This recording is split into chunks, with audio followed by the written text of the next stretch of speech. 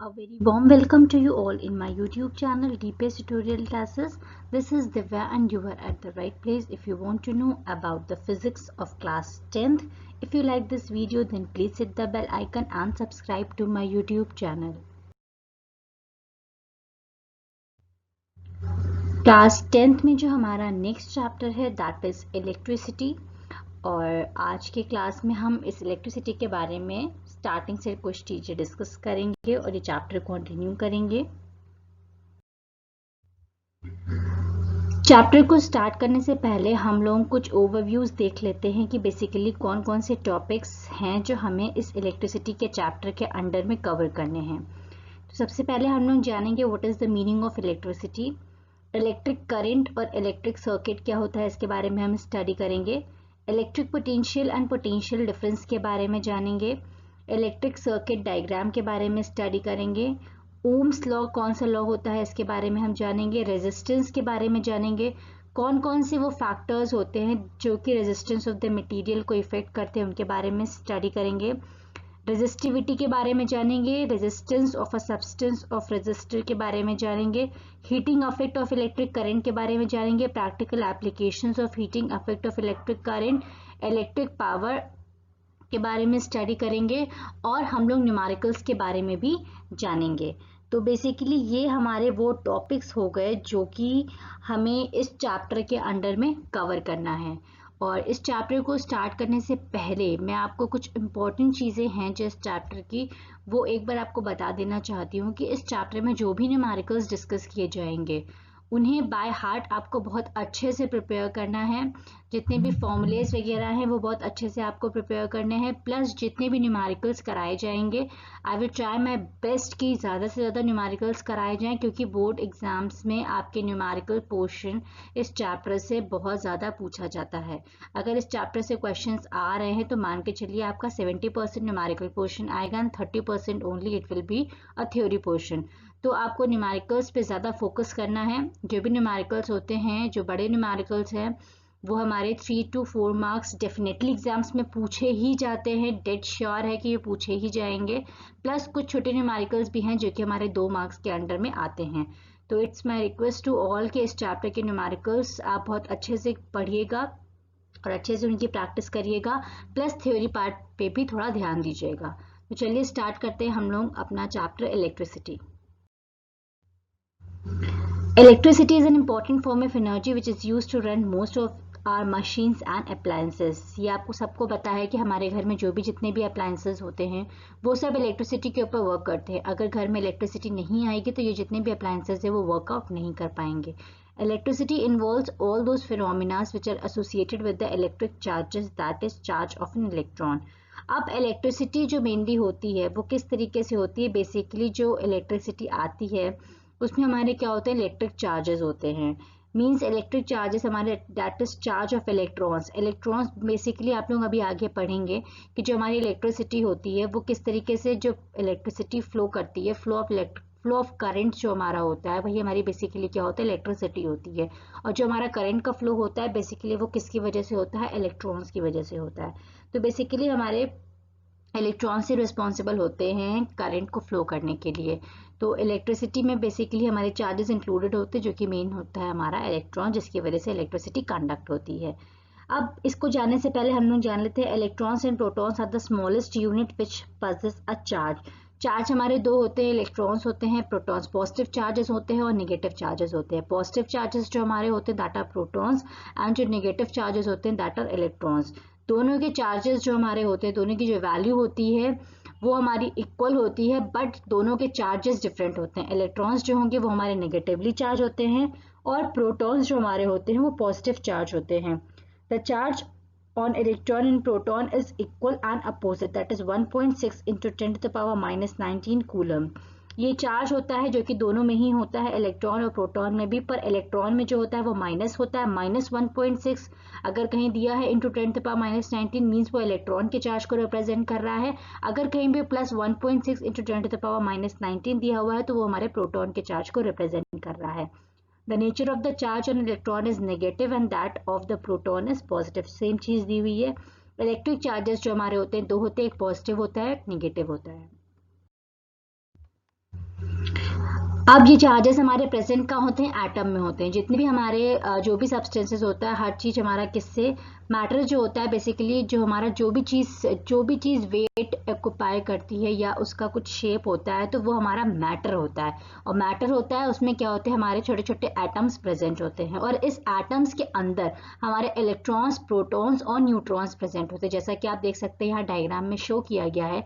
ये डायग्राम जो है वो एक एटम का है। इसके अंदर इलेक्ट्रॉन्स होते हैं, प्रोटॉन्स होते हैं, न्यूट्रॉन्स होते हैं। इलेक्ट्रॉन का जो चार्जेस होता है वो हमारा नेगेटिव होता है।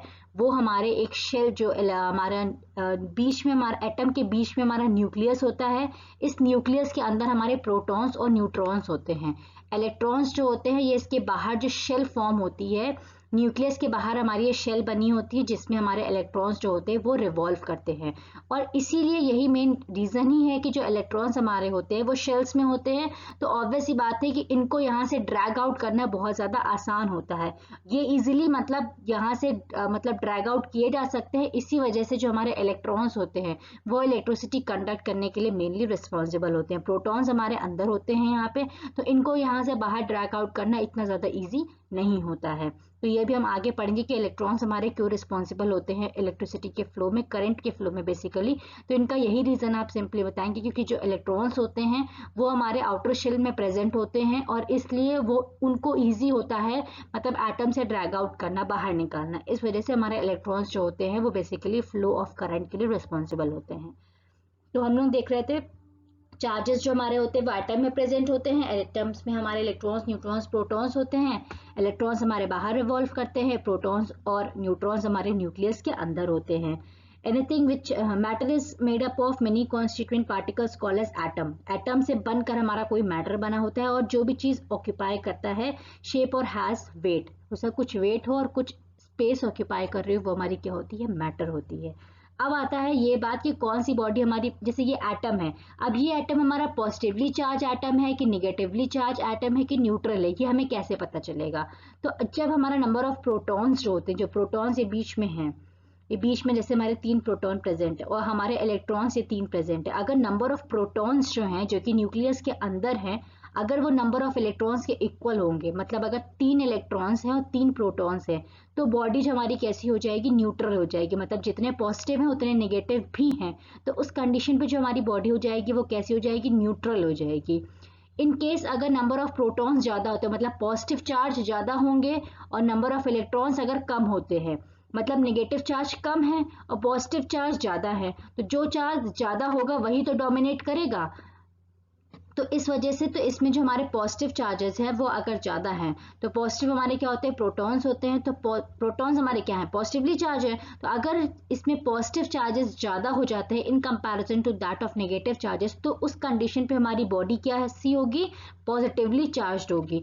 और इसी का जस्ट उल्टा हो जाता है, अगर हमारे नेगेटिव चार्ज ज्यादा हो जाते हैं, मीन्स नंबर ऑफ इलेक्ट्रॉन्स अगर ज्यादा हो जाते हैं in comparison to that of number of protons, तो उस केस में हमारी बॉडी जो होती है वो नेगेटिवली चार्ज हो जाती है। तो ये हमारी 3 कंडीशंस होती हैं कि बॉडी कब न्यूट्रल होती है, कब पॉजिटिवली चार्ज होती है, कब नेगेटिव चार्ज होती है। जब दोनों ही चार्जेस पॉजिटिव और नेगेटिव इक्वल होंगे तो उस केस में बॉडी न्यूट्रल होगी। जब पॉजिटिव चार्जेस ज्यादा होंगे तो बॉडी पॉजिटिवली चार्ज होगी, जब नेगेटिवली चार्जेस ज्यादा होंगे तो बॉडी हमारी नेगेटिवली चार्ज होगी। The smallest positive charge is the charge of one proton. जो smallest positive charge होता है वो एक प्रोटॉन का चार्ज होता है, that is 1.6 into 10 to the power minus 19 coulomb. और जो smallest negative charge होता है वो चार्ज ऑफ वन इलेक्ट्रॉन होता है, that is 1.6 into 10 to the power minus 19 coulomb. Nature of charges हमारे दो होते हैं, पॉजिटिव और नेगेटिव। और ये बहुत इंपॉर्टेंट पॉइंट है यहाँ पे कि जो लाइक चार्जेस होते हैं, जैसे पॉजिटिव पॉजिटिव अगर आपस में पास पास रखे हैं, या नेगेटिव नेगेटिव, मतलब लाइक चार्जेस है, दोनों सेम सेम है। जैसे ये हमारा पॉजिटिव है तो ये भी पॉजिटिव है, ये नेगेटिव है तो ये भी नेगेटिव है।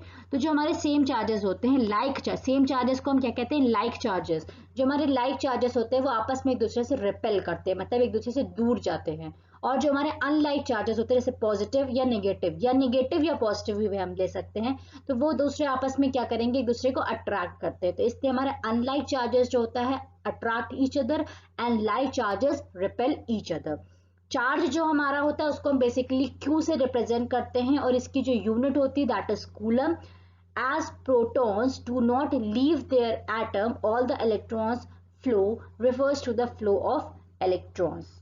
जो मैंने आपको पहले बताया था, प्रोटॉन्स जो है वो हमारे एटम से बाहर नहीं जाते हैं और इलेक्ट्रॉन्स बेसिकली हमारे एटम्स के बाहर जाते हैं, जिसकी वजह से हमारी करंट फ्लो करती है। अब चार्ज जो हमारा होता है, जैसे सपोज मैंने अभी आपको चार्ज बताया था कि जो हमारा चार्ज होता है वो हमारा कितना होता है 1.6 × 10⁻19 कूलम होता है। तो चार्ज बेसिकली जो हमारा ये होता है, ये हमारा क्या होता है, नंबर ऑफ इलेक्ट्रॉन्स। जैसे 10 इलेक्ट्रॉन्स हैं और एक इलेक्ट्रॉन पे चार्ज हमारा कितना है 1.6 × 10⁻19 कूलम। तो एक इलेक्ट्रॉन का चार्ज जो कि हमारा E हो जाएगा और टोटल चार्ज कितना प्रेजेंट है, जैसे सपोज 10 इलेक्ट्रॉन्स प्रेजेंट है और एक इलेक्ट्रॉन पे चार्ज जो हमारा है वो 1.6 × 10⁻19 कूलम है। तो अगर हम टोटल चार्ज उसका कंसीडर करें तो हम कैसे कंसीडर करेंगे, हमें तो एक का पता है तो हमें 10 का पता करना है, तो उस कंडीशन पे n जो यहाँ पे हमारा हो जाएगा वो नंबर ऑफ इलेक्ट्रॉन्स हो जाएंगे। तो टोटल चार्ज जो हमारा किसी भी बॉडी पे अगर हमें फाइंड आउट करना है कि किसी बॉडी पे पर्टिकुलर बॉडी पे कितना चार्ज प्रेजेंट है, तो वो हमारा फॉर्मूला एक सिंपल हो जाएगा, charge is equals to number of electrons into charge of one electron. एक इलेक्ट्रॉन का चार्ज इनटू नंबर ऑफ कितने इलेक्ट्रॉन्स हमारे प्रेजेंट हैं, वो हमारा किसके इक्वल हो जाएगा, टोटल चार्ज के इक्वल। और ये बहुत ही ज्यादा इंपॉर्टेंट फॉर्मूला है, इससे रिलेटेड हमारा 2 मार्क्स का न्यूमेरिकल डेफिनेटली हमारे बोर्ड एग्जाम्स में पूछा जाता है। तो ये न्यूमेरिक आप चार्ज का जो फॉर्मूला है ये याद रखिएगा, आगे हम लोग नेक्स्ट क्लासेस में इसके न्यूमेरिकल्स डिस्कस आउट करेंगे। अब हम इलेक्ट्रिसिटी अगर नेचर में देखें, हमारे नेचर में इलेक्ट्रिसिटी कहाँ पाई जाती है, हम कहाँ इसके एग्जाम्पल देख सकते हैं। तो बेस्ट एग्जाम्पल जो हमारा होता है लाइटनिंग। लाइटनिंग मीन्स बिजली कड़कना। जब बिजली कड़कती है तो हम लोग बेसिकली यही कहते हैं कि आसमान में बिजली कड़क रही है, पर एक्चुअली में वो बिजली नहीं कड़कती है। उसके पीछे एक बहुत ही बड़ा साइंटिफिक रीजन होता है कि ऐसा क्यों होता है, आकाश में हमारे स्काई में लाइटनिंग की जो प्रोसेस होती है वो क्यों होती है, इसके बारे में डिस्कस करेंगे हम। Electricity is not only found in the running wire, it is also present in the nature. सिर्फ रनिंग वायर्स में ही इलेक्ट्रिसिटी नहीं पाई जाती है, नेचर में भी पाई जाती है, क्योंकि नेचर में भी हमारे एटम्स प्रेजेंट हैं, वहां पर भी हमारे पॉजिटिव और नेगेटिवली चार्ज हमारे पाए जाते हैं, मतलब प्रोटॉन्स और इलेक्ट्रॉन्स हमारे वहां पे पाए जाते हैं। तो वहां पे जो हमारी बेसिकली उस जो एटमॉस्फेयर में जो लाइटनिंग होती है, जो इलेक्ट्रिसिटी हमारी प्रोड्यूस होती है, उसके पीछे बेसिकली क्या रीजन होता है उसके बारे में हम स्टडी करते हैं। This natural electricity is found in the nature in the form of lightning. Lightning क्या होती है, लाइटनिंग एक तरह से ब्राइट स्पार्क ऑफ लाइट है जो हमें क्लाउड्स में दिखाई देता है साउंड के साथ। साउंड के साथ वो जो ब्राइट फ्लैश ऑफ लाइट होता है उसी को हम क्या कहते हैं, उसको हम बेसिकली थंडर कहते हैं। वही हमारी क्या होती है, लाइटनिंग होती है। During a storm the dark rain clouds move across the sky at the high speed. जब पानी वानी बरसने वाला होता है या बहुत ही ज्यादा मतलब मौसम खराब होता है तो उस कंडीशन पे जो डार्क क्लाउड्स वगैरह होते हैं वो सब स्काई में बहुत ही हाई स्पीड से मूव करने लगते हैं। द क्लाउड्स कंटेन, अब इस क्लाउड्स में एक्चुअली होता क्या है, या तो हमारे वाटर ड्रॉपलेट्स होंगे और या तो हमारे आइस के पीसेस होंगे छोटे छोटे। तो आइस और वाटर ड्रॉपलेट्स हमारे एटमॉस्फेयर में इन क्लाउड्स में प्रेजेंट होते हैं। अब as the clouds flows strong winds move through it. जब ये क्लाउड्स हमारे मतलब बहुत ही हाई स्पीड में मूव करते हैं तो हवा भी चलती है। जब हवाएं चलती है तो वो क्या होता है कि जो हमारे क्लाउड्स होते हैं वो जो हवाएं हैं उस क्लाउड से टकराती हैं। This winds makes the water and the ice रब ईच अदर, और जिसकी वजह से वो जो विंड होती है, जो मतलब हवा चल रही है, वो किससे टकराएगी, जब वाटर और आइस के पीसेस से टकराएगी तो आपस में एक दूसरे को रब करेगी। द स्मॉल पार्टिकल्स, जो हमारे स्मॉल पार्टिकल्स होते हैं वो क्या होते हैं, पॉजिटिवली चार्ज हो जाते हैं और move top of the cloud. देखिए बहुत ध्यान से समझिएगा कि हमारे एटमॉस्फेयर में जो क्लाउड्स प्रेजेंट हैं, क्लाउड्स में हमारे क्या होते हैं, पानी होगा या आइस होगा। अब और एटमॉस्फेयर में हवा चलती, जब रेन ऐसी कंडीशन आती है तो हवा चलने लगती है। जब हवा चलती है तो उस कंडीशन पे क्या होता है, जो मीन्स अगर हमारे बहुत ही हाई स्पीड में क्लाउड्स मूव कर रहे हैं तो ऑब्वियस सी बात है एयर प्रेजेंट है, तो उसकी वजह से वो जो एयर हमारी होती है, जो हमारी विंड होती है बेसिकली, वो हमारी इन क्लाउड से टकराती है। जब क्लाउड से टकराएगी तो बेसिकली वो किस चीज से टकरा रही है, वाटर से और आइस के पार्टिकल से। जब इससे टकराएगी तो आपस में एक दूसरे से रब करेगी। वो कंडीशन जब आएगी तो जो हमारे स्मॉल पार्टिकल्स प्रेजेंट है वहां पे, वो हमारे क्या हो जाएंगे, पॉजिटिवली चार्ज हो जाएंगे। जैसा कि मैं आप देख सकते हैं, the small particles get positively charge and move to the top of the cloud. ये हमारे जो स्मॉल पार्टिकल्स है वो पॉजिटिवली चार्ज हो जाएंगे और ऊपर चले जाएंगे। जैसे कि आप देख सकते हैं ये क्लाउड हमारा है, तो स्मॉल पार्टिकल्स हैं ये हमारे ऊपर चले गए, पॉजिटिवली चार्ज हो गए, और जो हेवियर पार्टिकल हैं वो हमारे निगेटिवली चार्ज हो जाते हैं, वो हमारे नीचे रह जाते हैं at the bottom of the cloud. When there is a huge amount of both the charges on the opposite sides, the charge flows from one side to the another side through the air. और जब ये बहुत सारे charges हमारे इकट्ठा हो जाते हैं तो क्या होता है कि ये हमारे बेसिकली जब ह्यूज अमाउंट ऑफ क्लाउड्स हमारे ये इस तरीके से इकट्ठा हो जाते हैं तो हमारा चार्ज फ्लो करने लगता है एक पॉइंट से दूसरे पॉइंट पे. This creates a bright spark of light and intense heat. और उस कंडीशन पे क्या होता है, जैसे पॉजिटिव निगेटिव में आपस में एक दूसरे से वैसे भी अट्रैक्ट करते हैं, तो जब एक साइड पॉजिटिव पॉजिटिव इकट्ठा होगा, एक साइड निगेटिव निगेटिव इकट्ठा होगा, तो आपस में क्या करते हैं, टकराते हैं. ठीक है, जिसकी वजह से जैसे कि आप यहाँ देख सकते हैं ये डायग्राम बना हुआ है, पॉजिटिव चार्ज इकट्ठा है, नेगेटिव चार्ज इकट्ठा है. जब ये दोनों चार्जेस आपस में टकराते हैं तो उस कंडीशन पे ब्राइटनिंग स्पार्क होती है और इंटेंस हीट प्रोड्यूस होती है. Due to the intense heat the surrounding air expands very quickly making a loud sound called as a lightning. और जब ये आपस में टकराते हैं तो यहाँ पे जो हमारी स्पेस होती है वो एक तरह से एयर जो होती है वो एक्सपांड करती है और बहुत ज़्यादा लाउड साउंड के साथ थंडरिंग होती है और इसी प्रोसेस को क्या कहते हैं हम, लाइटनिंग कहते हैं.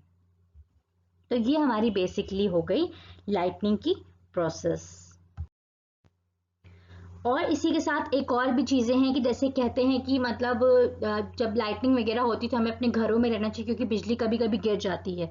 तो उस कंडीशन पे ऐसा होता है कि जो नीचे के हमारे पार्टिकल्स, जो अर्थ पे जो भी पार्टिकल्स प्रेजेंट है वो सब हमारे पॉजिटिवली चार्ज हो जाते हैं और जो ऊपर हमारा क्लाउड्स है उसमें नीचे वाले पोर्शन पे हमारा निगेटिव चार्ज रहता है. तो अगर, और जैसा कि जानते हैं कि जो अपोजिट चार्जेस होते हैं वो आपस में एक दूसरे को क्या करते हैं, अट्रैक्ट करते हैं. तो जो चीज़ें बहुत ऊपर के पोर्शन पे होती हैं तो वहां से ये लाइटनिंग, जो ऊपर की चीज़ें वो हमारी पॉजिटिवली चार्ज, जो अर्थ पे सरफेस पे ऊपर टॉप पे चीजें हैं, जैसा कि आप इस डायग्राम पे देख सकते हैं, यहाँ पे जो चीजें हैं वो हमारी क्या है, यहाँ हमारे पॉजिटिवली चार्ज प्रेजेंट है और ये हमारा निगेटिव चार्ज है. तो ये आपस में एक दूसरे को टकरा सकता है और यहाँ पे भी लाइटनिंग की कंडीशन पैदा हो सकती है. इसलिए हम कहा जाता है कि जब भी हमारा लाइटनिंग हो तो हमें पेड़ों के नीचे नहीं खड़ा होना चाहिए.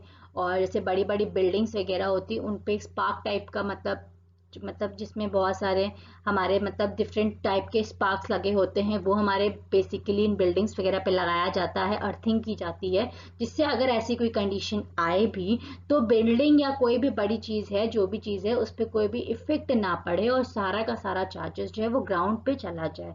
तो इसलिए बेसिकली कहा भी जाता है कि हमें लाइटनिंग के मतलब जब ऐसी कोई सिचुएशन आती है तो हमें इन सब चीज़ों से थोड़ा सा बच के रहना चाहिए. अब आता है हमारा इलेक्ट्रिसिटी. इलेक्ट्रिसिटी बेसिकली हमारी दो टाइप्स की होती है, एक हमारी स्टैटिक इलेक्ट्रिसिटी होती है और एक हमारी करंट इलेक्ट्रिसिटी होती है. स्टैटिक इलेक्ट्रिसिटी वो होती है जिसमें हमारे चार्जेस प्रेजेंट तो होते हैं बट वो एक प्लेस से दूसरे प्लेस पे मूव नहीं करते हैं. और जो करंट इलेक्ट्रिसिटी होती है उसमें हमारे चार्जेस प्रेजेंट होते हैं और एक प्लेस से दूसरे प्लेस पे मूव करते हैं. जैसा कि हम इस डायग्राम में देख सकते हैं, static electricity charge buildup in one location. जैसे बैलून है, हमने कहीं पे इसको रख किया, उसके ऊपर चार्जेस इकट्ठा हो गए, मतलब चार्जेस इकट्ठा है, वो कहीं मूव नहीं कर रहे हैं. और जो करंट इलेक्ट्रिसिटी होती है उसमें हमारी बैटरी लगी होती है, उसमें हमारे पॉजिटिव निगेटिव टर्मिनल्स होते हैं और हमारे इलेक्ट्रॉन्स जो फ्लो होते हैं उसकी वजह से जो हमारा इलेक्ट्रिसिटी प्रोड्यूस होती है उसे हम क्या कहते हैं, करंट इलेक्ट्रिसिटी. यही लिखा हुआ है, electricity is the flow of electrons around the circuit. इस सर्किट के अराउंड जो भी हमारा करंट फ्लो कर रहा है वो किसकी वजह से हो रहा है, because of the flow of electrons. जो electricity because of the flow of electrons पैदा होती है उसे हम क्या कहते हैं, करंट इलेक्ट्रिसिटी कहते हैं. इसके बारे में अभी हम आगे के क्लासेस में बहुत अच्छे से डिस्कस करेंगे, सारी चीजें जानेंगे, सर्किट डायग्राम क्या होता है, क्या सिंबल्स वगैरह यूज किए जाते हैं, इन सब के बारे में हम जानेंगे. अब बेसिकली ये कुछ टर्म्स है जो कि हमें पता होना चाहिए. कंडक्टर्स, जैसा कि सब लोग जानते होंगे, बेसिकली वो चीज़ें होती है जिसमें करंट इजीली कंडक्ट हो जाता है. बेसिकली हमारे जो एग्जांपल्स होते हैं, आयरन हो गया, कॉपर हो गया, सिल्वर, स्टील हो गया, सब हमारे कंडक्टर्स होते हैं. एलॉय बेसिकली वो होते हैं that is it is made by mixing metals and other elements जो मेटल्स को और अदर एलिमेंट्स को कंबाइन करके जो हमारा मिक्सचर बनता है वो से हम एलॉय कहते हैं. जैसे हमारा नाइक्रोम हो गया, ये हमारा एलॉय होता है.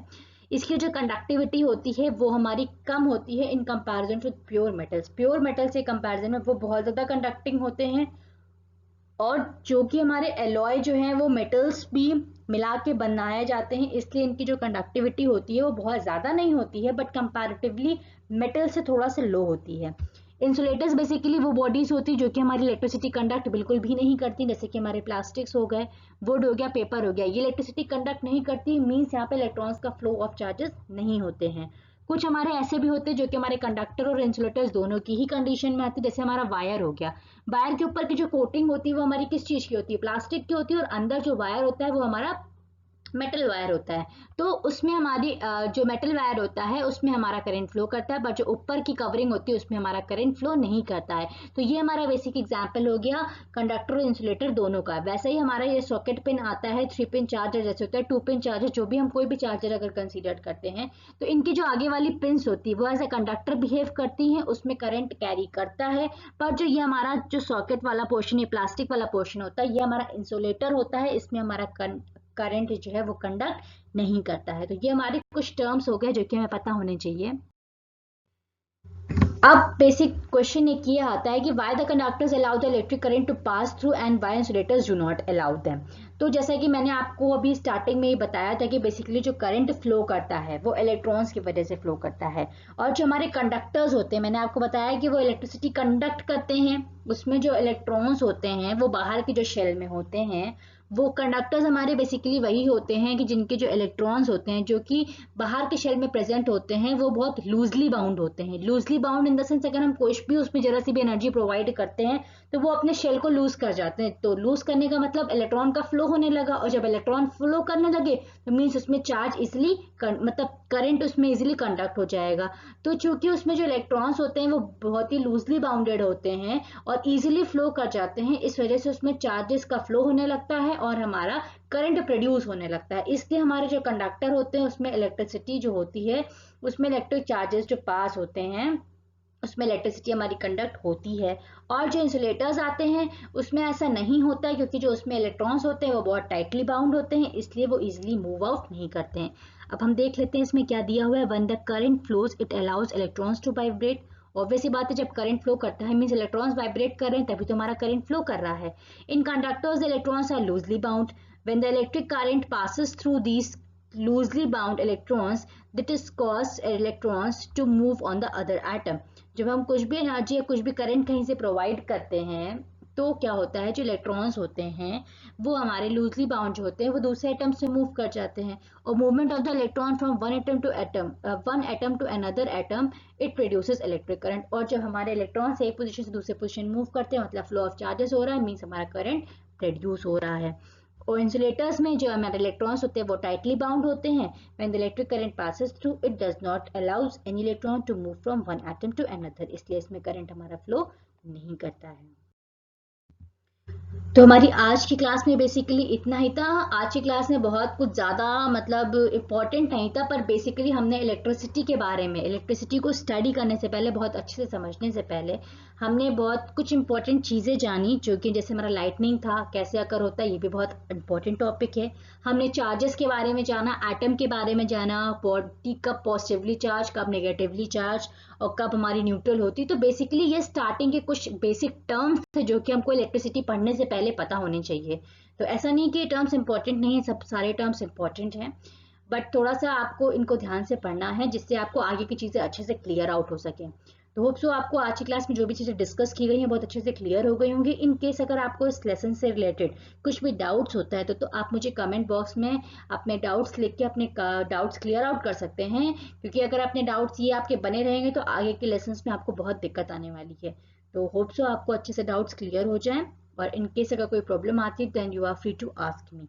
And thank you for watching this video and keep supporting.